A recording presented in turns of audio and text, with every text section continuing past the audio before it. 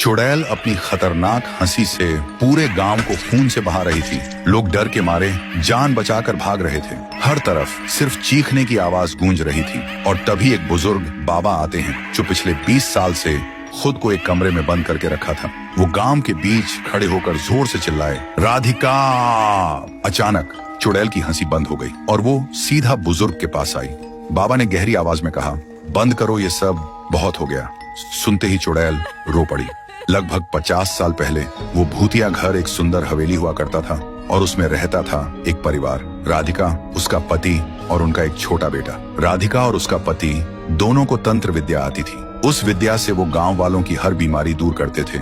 बच्चों का बुखार, औरतों की बीमारी, बुजुर्गों की सांस की दिक्कत, सब कुछ वो ठीक कर देते थे। गांव वाले उन्हें भगवान मानते थे। लेकिन एक दिन गांव में सूखा पड़ गया। अनाज खत्म हो रहा था, पानी सूखता जा रहा था। गांव वालों ने सोचा, इस बार राधिका और उसका पति ही हमारी मदद करेंगे। उन्होंने जोर दिया कि अपनी तंत्र विद्या से पानी बुलाएं। पति मना कर रहा था, बोला कि ऐसा करना प्रकृति के खिलाफ होगा। लेकिन गांव वालों का दबाव बढ़ता गया। उन्होंने धमकी दी, अगर तुमने मदद नहीं की तो तुम्हें और तुम्हारे परिवार को गांव से निकाल देंगे। मजबूरी में राधिका के पति ने एक यज्ञ किया। पानी तो आ गया, लेकिन उस यज्ञ की बलि में उनका अपना बच्चा चला गया। गांव वाले चुप रहे। किसी ने आगे बढ़कर उस परिवार का साथ नहीं दिया। और उस दिन के बाद राधिका के दिल में सिर्फ एक ही बात रह गई, जिनके लिए हमने अपना बच्चा गवा दिया वही लोग हमसे मुंह मोड़ गए। फिर एक दिन राधिका ने अपना सारा तंत्र विद्या एक पुरानी झाड़ू में डाल दिया और अपनी जान देकर अपनी आत्मा को उस झाड़ू में कैद कर लिया था। फिर जब उसका पति घर आया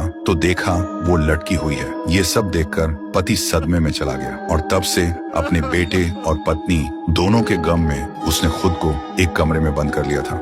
लेकिन अब उन्हें समझ आ गया था, राधिका अपने बच्चे के गम में सबको खत्म कर देगी। फिर राधिका बोली, पति तुम कैसे हो? तुम्हें बहुत दिन बाद देखकर मुझे बहुत अच्छा लगा। आओ हम मिलके अपने बेटे का बदला लेते हैं। ये सुनकर पति की आंखों से आंसू बहने लगे। उसने बस इतना कहा, रुक जाओ जानी, बहुत हो गया। राधिका चीख उठी, नहीं, इन लोगों ने मारा हमारे बच्चे को। इन्हीं की वजह से हमारा बच्चा मर गया। इन्हें मैं कभी माफ नहीं करूंगी। कहकर वो दोबारा आसमान में चली गई और उसी खतरनाक आवाज से हंसने लगी। उसके पति नम आंखों से बोला, आई लव यू जानी। फिर वो रोते रोते एक चमकता हुआ पत्थर राधिका की तरफ उठाया। उस पत्थर से एक तेज रोशनी निकली जो सीधा राधिका के ऊपर जाकर टकराई। राधिका चीख उठी और पल भर में ही राधिका धीरे धीरे धूल में मिट गई और उसका पति भी जमीन पर गिरकर रोते रोते अपनी आखिरी सांस ली। तो दोस्तों, कभी लालच मत करो, क्योंकि लालच और स्वार्थ इंसान को बर्बादी तक ले जाता है।